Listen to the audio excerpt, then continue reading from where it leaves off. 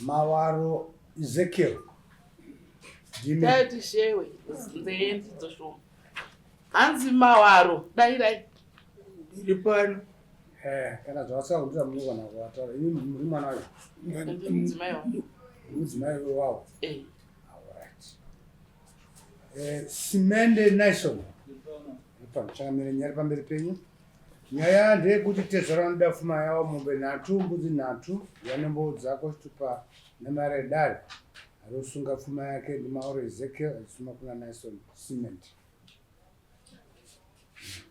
Taura ichinzwe kana mchiwataurira kana mchiwotaura. Awataurire.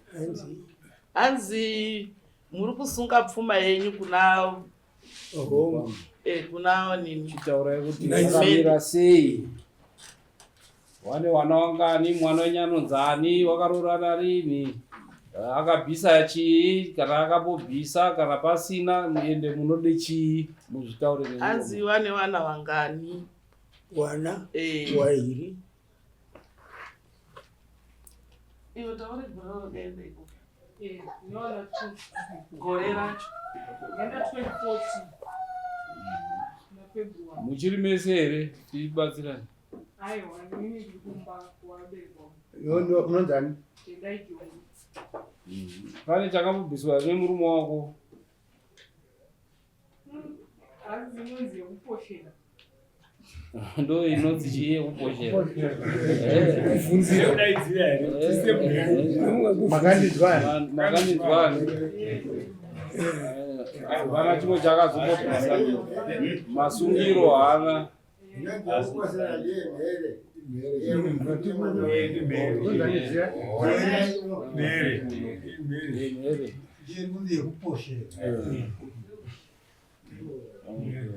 Mere. Okay. Saka ana umborora. Right. Makambochajana here pfuma. Wakambochajana here pfuma? Hawana. Right. Kana wasina kuchajana pfuma. Makambochajana here pfuma. Musina kumbochajana saka chamunoita dare rinokokubvisirai madamages chete. Munongopuwa madamages kana musina kumbochajana pfuma. Munongopuwa madamage chete. Dare. Anzi kana musina kuchajana pfuma munondopuwa madamage. Anzi kana mamisikana kuchajana pfuma muchandopuwa madamage.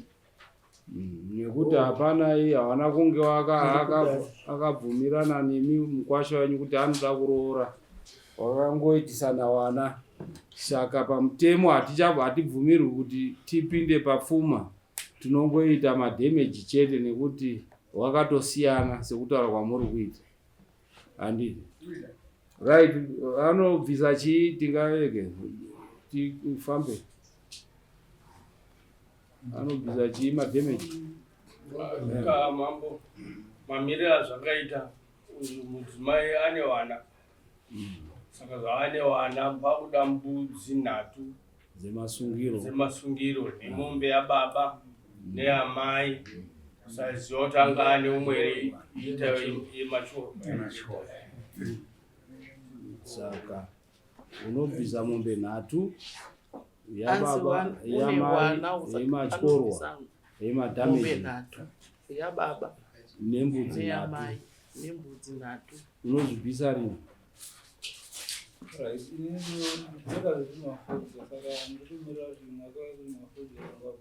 But yezvinezvi wakarima chii chaunondobvisa kuti tizive kuti wondobvisa mbudzi 3 pauri kubva panapa kuti tizive kuti at least wanga uchirima. Saka unoda kuti dare riuye riri kutorere zvinhu kumba kwako. Saka unoda kuti hauna chinhu. Ndizvo here haana mbudzi haana mombe pambapa pawakasiya. Kune chii? Mbudzi dziripo. Ingane mbudzi? 4. Right. Wondobvisa mbudzi.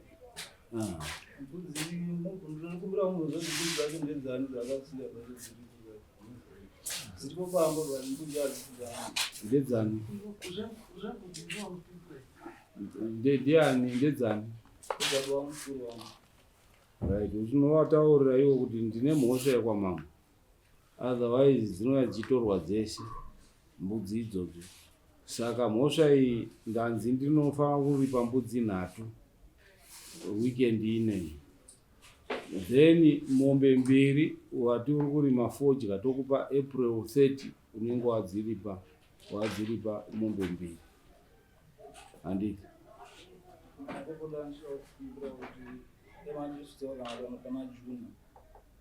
June yani watengesa foja June wa April May June June 30 otenga mombe 2 kana kuti unobvisa 700 350 pamombe $700 asi mbudzi kuti tione kuti uruzviita kana asina kubvisa mbudzi 2 3 imi munoya musemande dare roenda rondotora zvinhu izvo Mzaizwi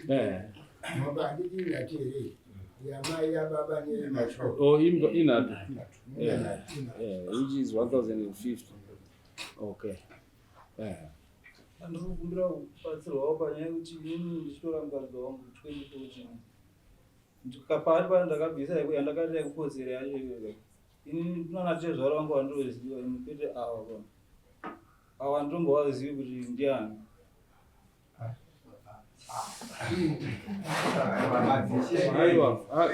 ndakamboenda kumbapa wamama wani ndinovaudza kuti dzimwe nyaya dzangu vakati haukwanisi kuuya utaurira nyaya dzako pana panoti mukadzi wako haasiri pana wakandiudza kudaro mama iyo zvaari kutaura izvi handizvizivi kana zvekuti zvo zvaari kuda kutaedza kutsanangura zvemari handizvizivi ndoziva Joseph Jongwe naLove No Jongwe ndo wandoziva ndifunga mangu ati ndonzi Tendai Jongwe wanonzi Ezekiel Mawara naziya wakaroore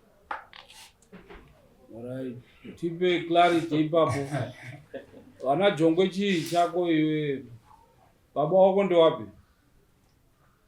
Baba wangu ndio ndo baba wako ndo baba wangu warugara na mama hizi pamusoro ndini mai wachiregea ndipatsanangura mwana nyaya iripo ndeyekudai indiri kumba kwawo ndo kunozi kwaJongwe saka baba wacho wafa ndopendakazoroorwa neava saka petakauya kunyoresa apa takataura zvekuti hanzvadzi yacho iripo but iri kumakomba haisiri munoba saka vakati chiisai ari padhuze ndopetakazonyoresa ava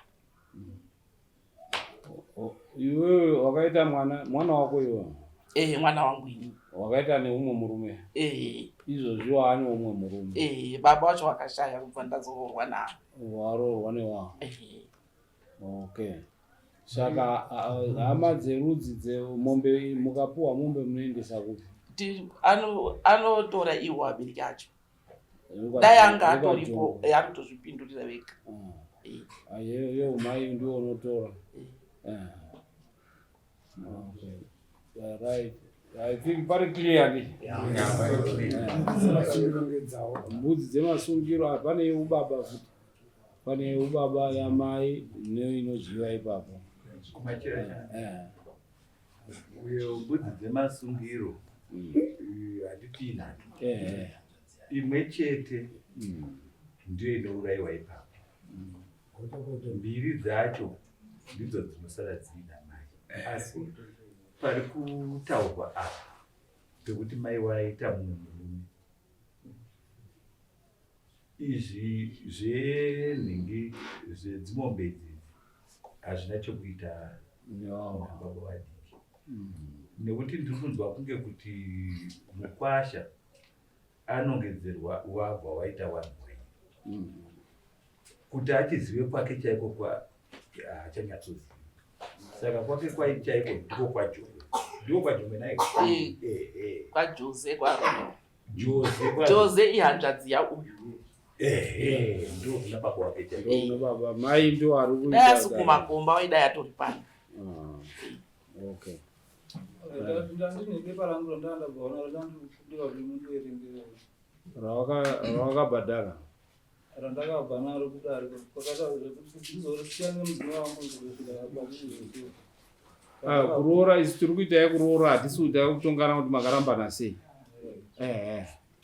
hedu muno ndepfuma usaibatanidze nekurambana kwamakaita kare wakamuona aine zvakadii hatinei nazvo tiri pakuti wakaberekerwa vana vairi uye mai vanofanira kuti vaonewo matyorwa avo handiti ndochiwanhu chedu ichocho. Alright, saka makosti edare imari yamatisa edare makosti edare kuita kuti towataziva kuti anobva abhadhara pamakosti edare. Risiti rwenyu remari Tanine 70. 70 handiti ndo pane yadaro plus 70 takawisa nayo kuno nekudzoka. Muri kufambira pfuma tezvara vanotoenda izini kazienda imbotora mombe munotoenda kundotina mombe Iye takabhadhara nekufamba nayo aiwa aina basa $70 iyo yedare handiti saka 8 kana iri yedare ne70 takabvisa. Okay. 8. Right. Saka unenge wakubhadhara 1050 plus 8 yedare. Mbudzi tati unodziendesa weekend ino munogara kudhuze nekudhuze.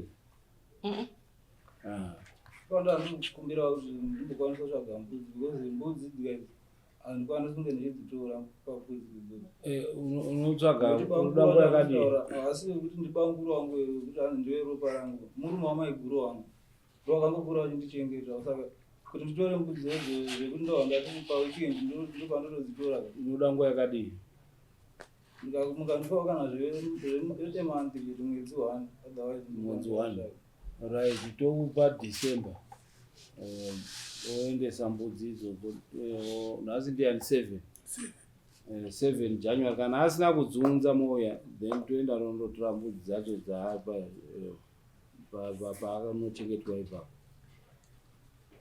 Okay, chisimukaitei next